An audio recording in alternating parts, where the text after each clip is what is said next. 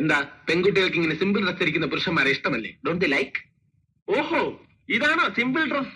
അതെ, എന്താ കുഴപ്പം?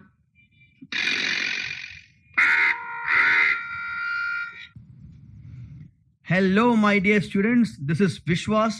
In this lecture, we will be looking at the American poet Robert Frost and his poem Home Burial. Robert Frost's position in the canon of classic American literature is fiercely contested, despite the undeniable popularity that his poetry has always enjoyed. Now, why is that? Frost drew his images from the New England countryside and his language from New England speech. His poems, which are often about woods and farms of New England and are written in rural, everyday language, constitute a body of writing that looks a good deal like folk wisdom. Born in 1874 in California, Robert Frost predated the great modernist writers Eliot, Pound, Joyce, Stevens, Hemingway, and Faulkner. Even though his first book of poems, A Boy's Will, appeared in 1913. He wrote most of his works during the early decades of the 20th century. His apparently easy-going poems differed radically from those of the great modernists T.S. Eliot and Ezra Pound.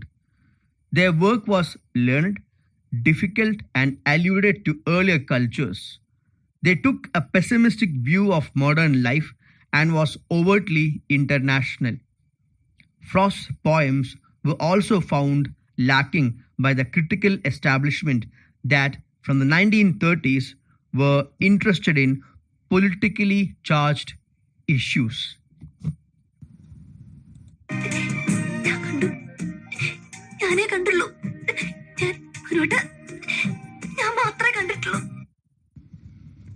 But few understood the craft of Frost. Frost deals with the same crisis of belief that the modern poets like Eliot, Pound, Yeats, and Stevens did. The difference lies in Frost's approach to these issues. താത്വികമായ ഒരു അവലോകനമാണ് ഞാൻ ഉദ്ദേശിക്കുന്നത്. ഒന്ന്, വിഘടനവാദികളും പ്രതിക്രിയാവാദികളും പ്രഥമദൃശ്യ അകൽച്ചയിലായിരുന്നെങ്കിലും അവർക്കിടയിലുള്ള അന്തർധാര സജീവമായിരുന്നു എന്ന് വേണം കരുതാൻ. ഒന്ന്, ബൂർഷ്വാസികളും തക്കം പാർത്തിരിക്കുകയായിരുന്നു. അങ്ങനെയാണ് തെരഞ്ഞെടുപ്പ് നമുക്ക് പ്രതികൂലമായി ഭവിച്ചത്. അതാണ് പ്രശ്നം. മനസ്സിലായില്ല. അതായത് വർഗാധിപത്യവും കൊളോണിയലിസ്റ്റ് ചിന്താസരണികളും റാഡിക്കലായിട്ടുള്ള ഒരു മാറ്റമല്ല. ഇപ്പൊ മനസ്സിലായോ എന്തുകൊണ്ട് നമ്മൾ തോറ്റു എന്നുള്ളത്?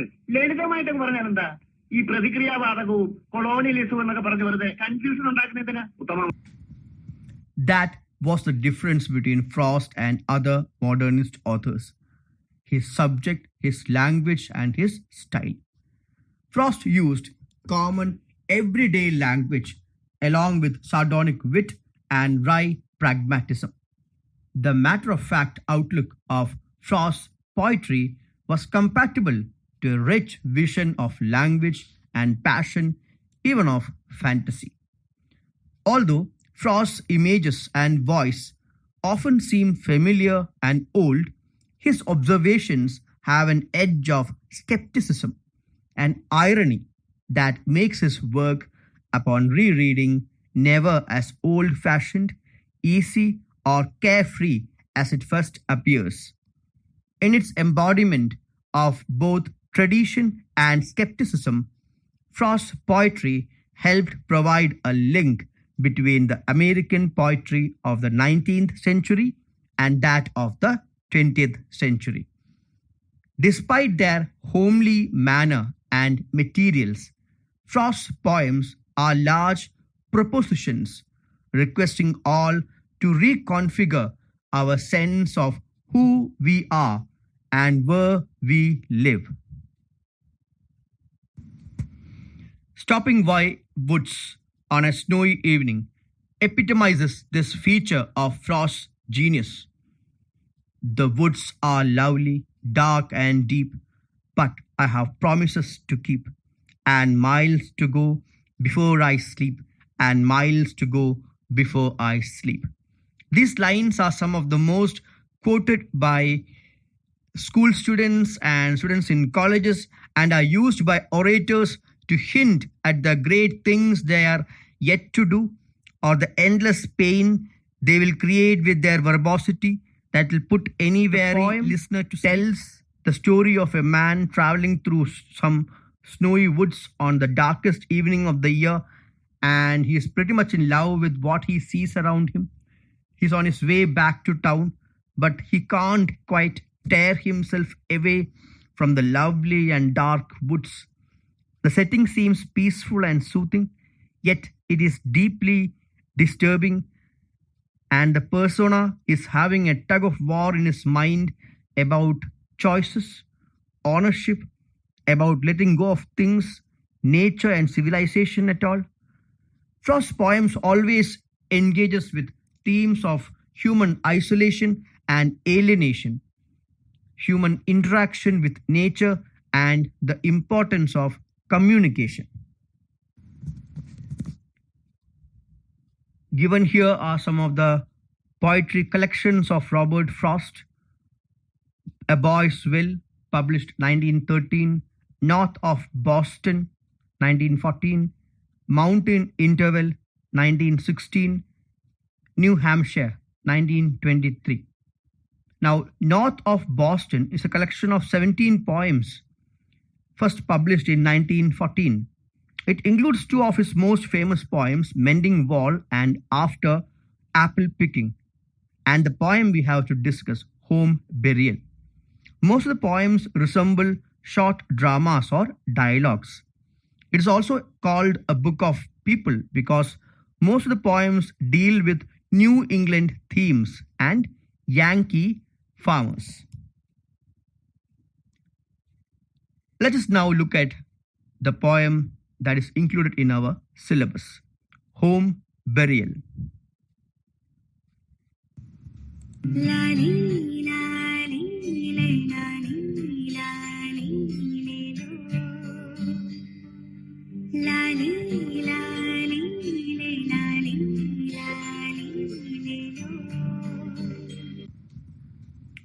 Home Burial, published in 1914 in North Boston, is one of Robert Frost's most emotionally disturbing ones. The poem presents few moments of charged dialogue in a strained relationship between a rural husband and wife who have lost a child. Home Burial is written mostly in dialogue, using unrhymed iambic pentameter. The poem centers on an event that we don't even witness and don't even learn about until we are many lines in: the death and burial of this couple's first child. As the poem opens, the wife is standing at the top of a staircase, looking at her child's grave through the window. Her husband, at the bottom of the stairs, does not understand what she is looking at or why she has suddenly become so distressed. The wife resents her husband's obliviousness and attempts to leave the house. The husband begs her to stay and talk to him about her grief. He does not understand why she is angry with him for manifesting his grief in a different way. Inconsolable, the wife lashes out at him, convinced of his apathy toward their dead child. The husband mildly accepts her anger, but the rift between them remains. She leaves the house as he angrily threatens to drag her back by force. This is a dramatic lyric, and the form fits well with the content. How is that? We can feel the tension between the husband and wife through their dialogues. There is very little narration and description. Now, what is the significance of this? At the time of Home Burial's publication, it represented a new poetic genre, an extended dramatic exercise in the natural speech rhythms of a region's, which region? New England, of a region's people from the mouths of common yet vivid characters. The poet employed the colloquial language of New England through very ordinary characters, a husband and a wife. What is the significance of the title? The title of this poem, Home Burial, tells us what the poem is about: a burial at home. The title could also be read as the burial of a home or burial at a home. Now, what do you mean by that? It describes two tragedies. First, the death of a young child, and second, the death of a marriage. As such, the title Home Burial can be read as a tragic double entendre. Although the death of the child is the catalyst of the couple's problems, the larger conflict that destroys the marriage is the couple's inability to communicate with one another. Both characters feel grief at the loss of the child, but neither is able to understand the way that their partner chooses to express their sorrow. Because of the grief, pain, and conflict caused by this couple's loss, their home, or at least their joy they once got from living together, could figuratively be dead and buried along with their child. Who are the speakers? The poem has three speakers: the third person narrator, who gives us lines of description and sets the scene; the two main characters, the husband and the wife, Amy, who speak in the poem. Where is the poem set? A staircase with a door at the bottom and a window at the top. This is where the action happens. This sets up the relationship between the characters. The husband's family graveyard is within view of the window on their staircase. This is also where the confrontation we witness in this poem takes place.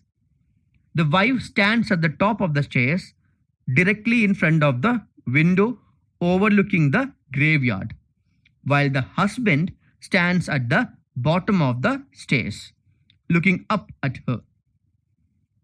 While the couple shares the tragedy of their child's death, they are in conflicting positions in terms of dealing with their grief. With her position closest to the window, the wife is clearly struggling with her grief over the loss of a baby. Incapable of moving on at this point in her life, the wife defines her identity in terms of the loss and would rather grieve for the rest of her life than grieve as a sort of pretense.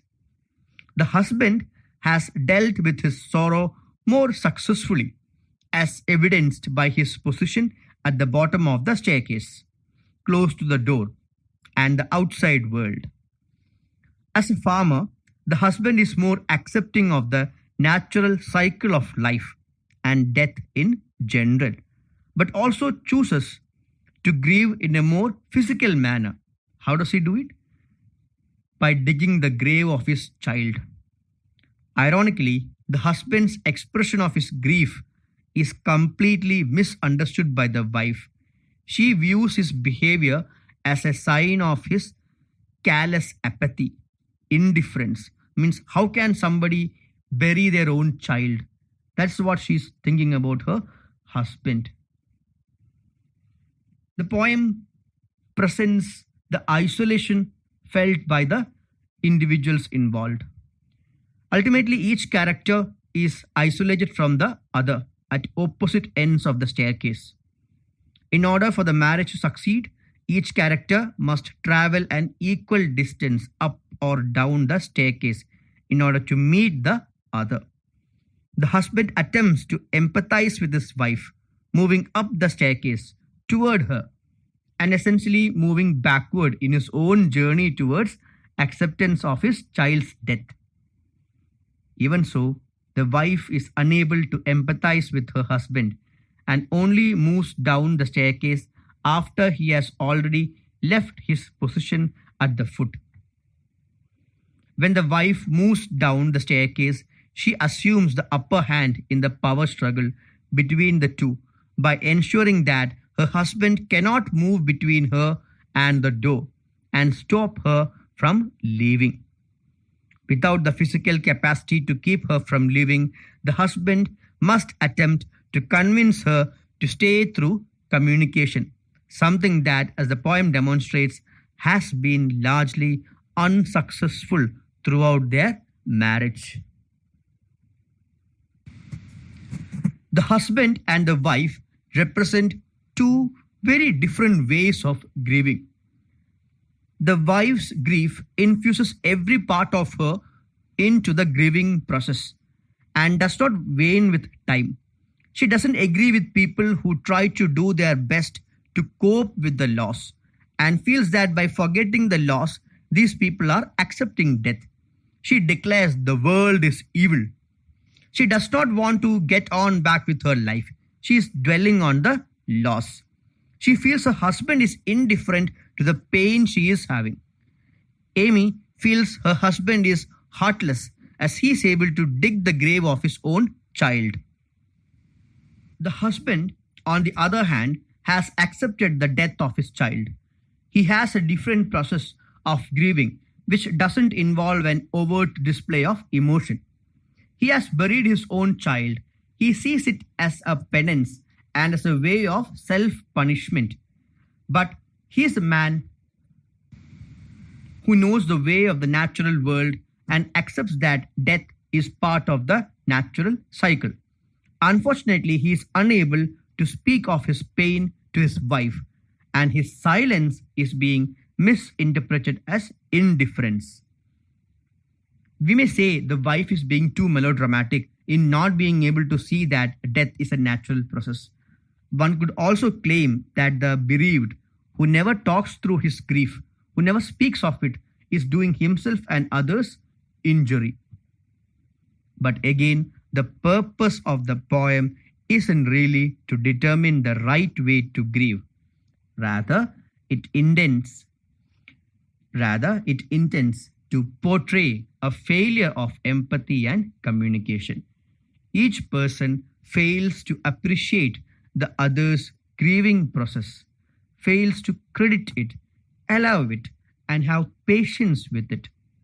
And each fails to alter even slightly his or her own form of grief in order to accommodate the other.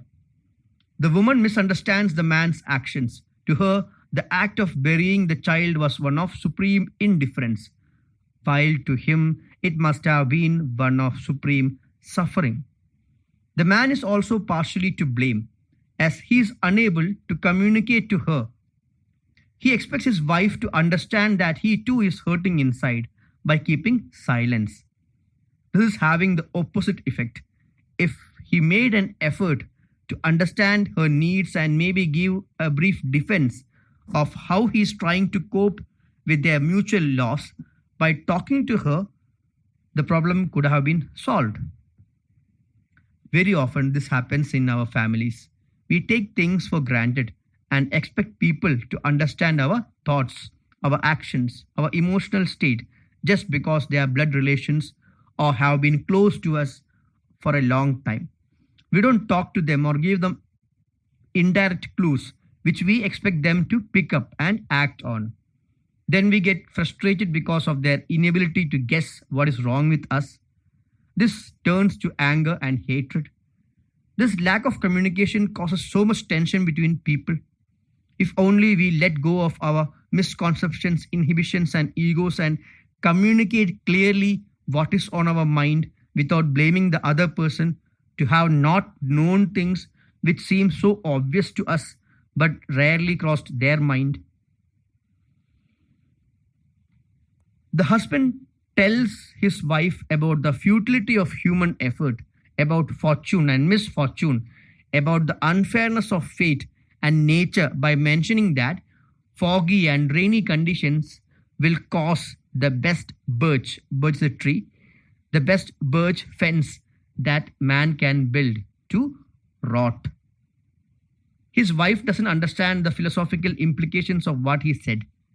She must be thinking, is this man crazy? I'm talking about the loss of our child and all he can think of is his damn fence. He lets her accusations float in the air, as if they were just hysteria and nonsense and not worth challenging. This displays a lack of empathy and a failure of communication as fatal as that of the wives. When she describes his heartless act of grave digging, he uses irony and tells that he must be cursed to be a hard-hearted person who doesn't feel sorrow for having to dig one's own child's grave. He's probably saying that he must be cursed as his wife thinks he doesn't feel any pain in digging the grave. This silence leaves her free to believe that he accepts her accusation, that the curse refers to his hard-heartedness and not the terrible irony of her misinterpretation. He uses irony where she requires clarity. She needs him to admit to the agony that he is feeling, and he can grant her no more than veiled references to his unspoken grief.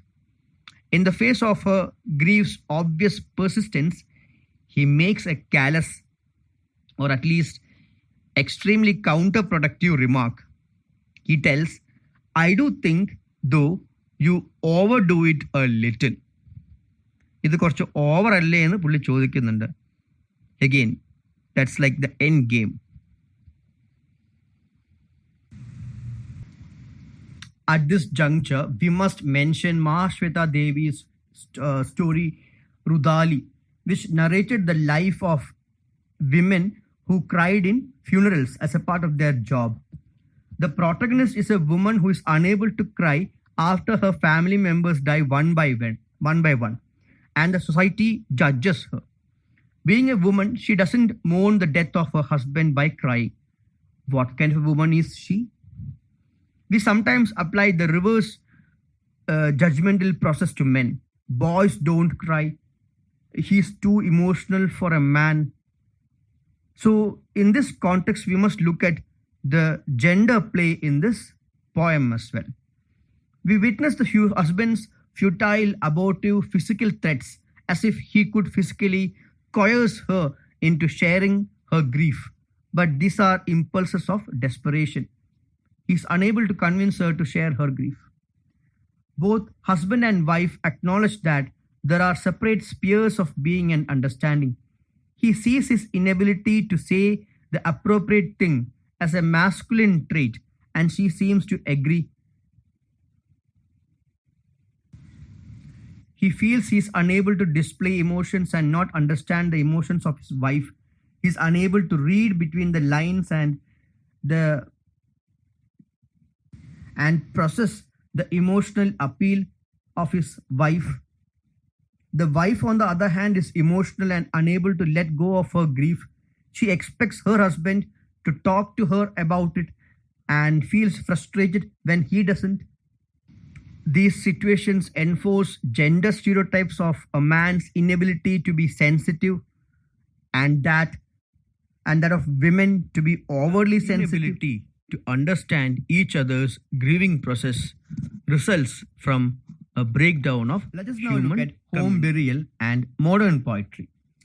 A major concern of modern poetry and postmodernism is the inescapable limits of any communication. Much of the literature of the 20th century stems from an acknowledgement of these limits, from attempts to grapple with them and paradoxically express them. A great deal of Frost's poetry deals with an essential loneliness which is linked to the limits of empathy and the sense that some things are simply inexpressible. What can one really say about the loss of one's child? Can one adequately convey one's grief on such an occasion? Is empathy always a challenge, doomed to fail under such particular strain? Frost has portrayed a universal issue in home burial, the conflicts arising from the lack of communication. The death of the child is the reason in the case of this family. ഇലും ഉന്നിതറകൾ